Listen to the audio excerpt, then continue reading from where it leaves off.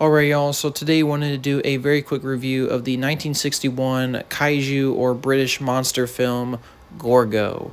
Recently got the chance to view this film, which at the time I'm making this video, it's pretty easy to watch it. It is free on YouTube.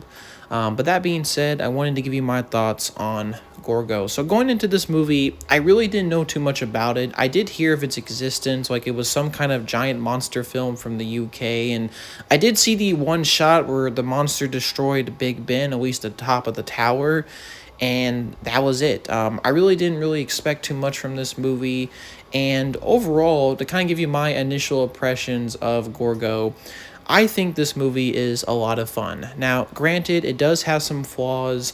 It has some choppy editing, some hit and miss special effects, and obviously it was a film made in 1961, so, it's pretty dated in that aspect. And it's got a lot of those B movie, monster movie tropes here and there. But that being said, I do think the film does a lot right. The monster is intriguing.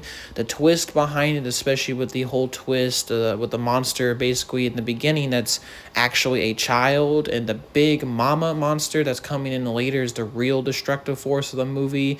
And the monster is technically winning at the end is really cool and honestly inspired for even a British take on a kaiju film. I mean, it's real unique and interesting. So yeah, overall, I really enjoyed this movie, despite its flaws.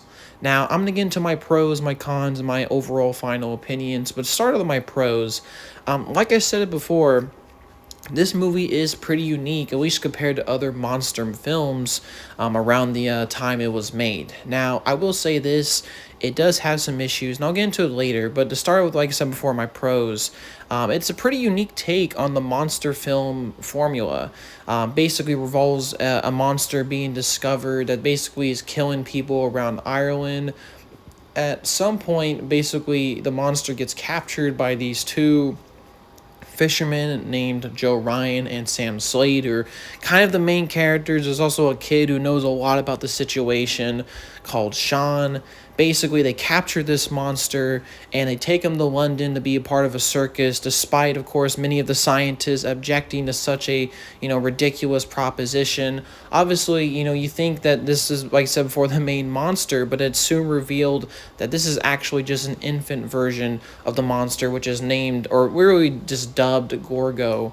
And that there's another monster, presumably the mother, searching for her baby, which we eventually find in the other half of the movie, which is a 200-foot style monster, I guess also called Gorgo, just basically destroys London. I mean, just really destroys it. And eventually, by the end of the movie, gets her kid back, and they basically win, and they basically go back into the ocean at the end of the movie. And I really like that twist. I mean, there's not a lot of monster films. Usually, most monster movies, the monster either just destroys everything and leaves, like Godzilla, or the monster dies at the end. This was kind of a unique twist on it. I mean, number one, the monster we think at the beginning is the main monster, but turned out it's just a kid, and the real monster, the mother, shows up at the end. That's a really cool twist. Not a lot of monster films have really done that either before or since then. And honestly, it's kind of unique. I mean, it's a little bit different take on the genre.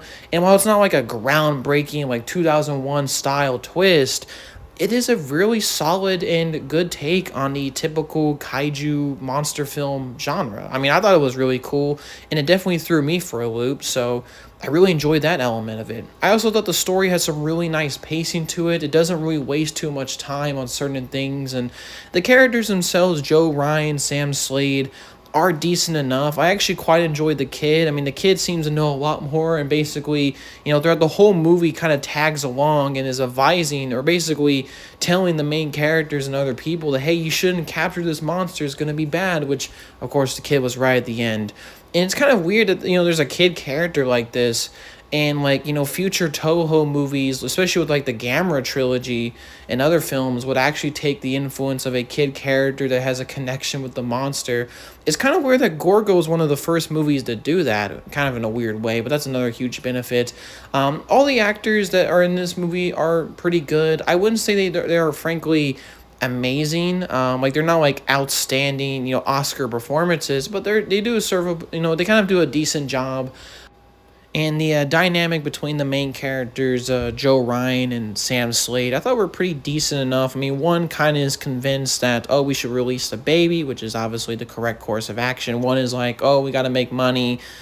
They're decent. Albeit, they probably would need to be more fleshed out and probably a longer movie. But overall, all the actors do really just a good job at their material. And the story itself has a nice pace. It's pretty decent. I like how it starts, and I definitely like how it ends. And also got to talk about the monster itself. Now, there's obviously two monsters in this movie. There's the baby Gorgo and the big mama Gorgo. And, they are done usually with suitmation. The idea that basically you get a guy in a suit and they basically walk around some sets, have some animatronics, some lights, and that's how you basically do the monster. Very similar to old Toho films like obviously the original Godzilla.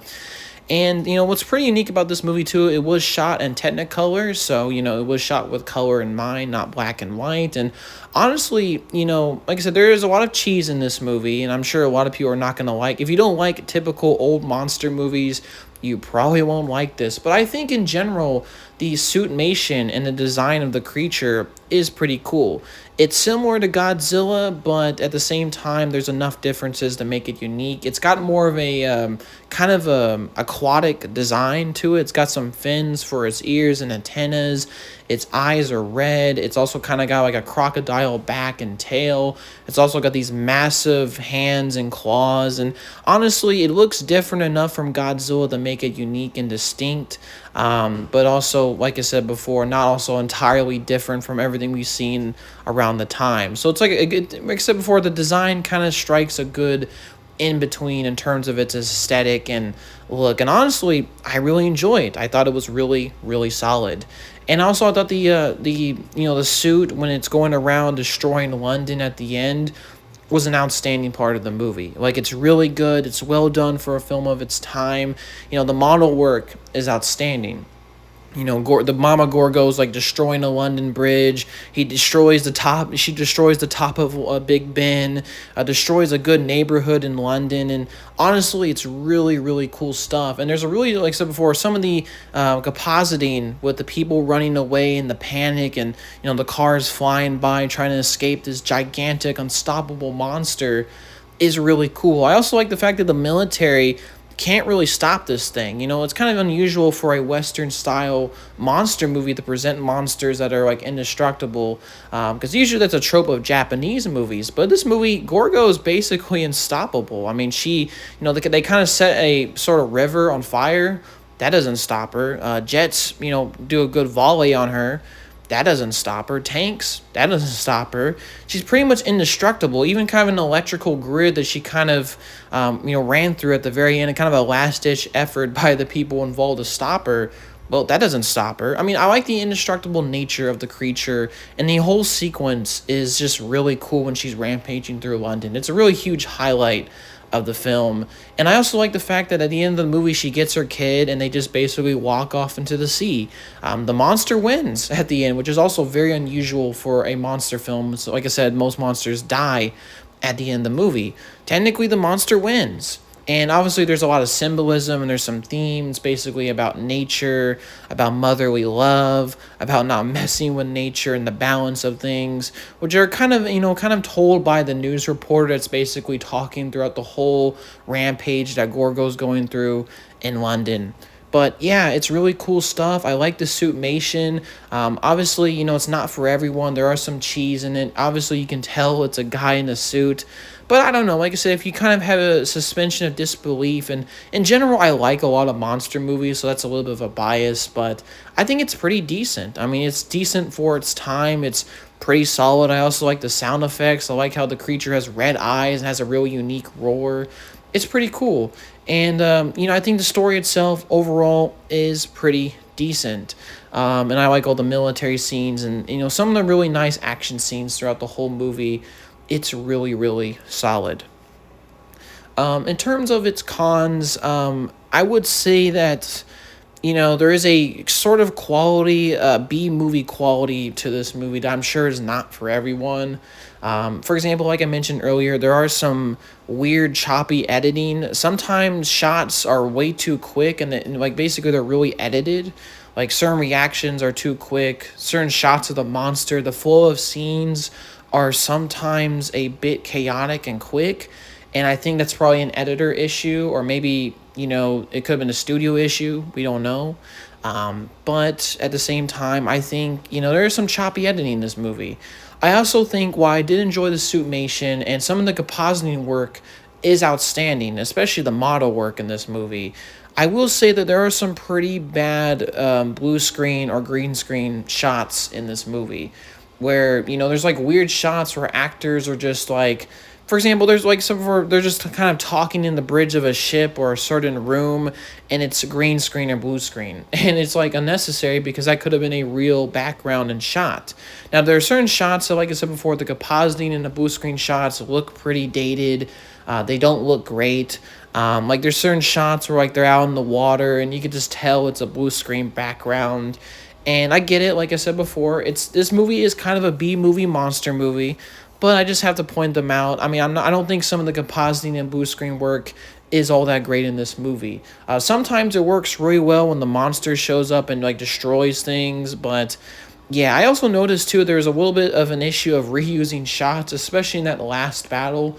They're pretty quick, but there are some reused shots throughout that scene, and like I said before, those little things and the compositing issues kind of cheapen the movie's quality a little bit. Like I said before, maybe among other monster films that came out around the time.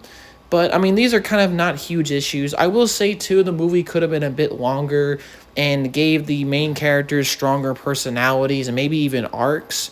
And maybe also a little bit more of an explanation for the monster. I mean, we're kind of given a loose explanation for Gorgo's origin, that there was some kind of volcanic eruption near Ireland or such, and then it kind of opened some secret caverns under the earth that unleashed these monsters. That's decent, but they could have, like I said before, got a little bit more into depth with that.